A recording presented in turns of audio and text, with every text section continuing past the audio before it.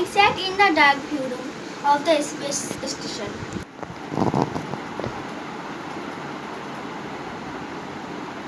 অহনা, তুই লিখছিস না?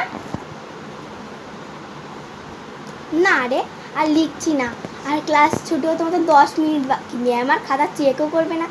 ভালো বলে তুইও লিখিস না, খালি খালি হাত ব্যথা হবে। ভালো শোন অহনা, যদি ম্যাম চেক করে তাহলে আমরা দুজনেই তো কেস খাবো রে ম্যামের কাছে। আরে কিছু বলবে না ম্যাম।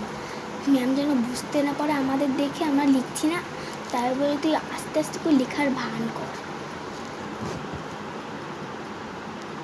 আমার মতন।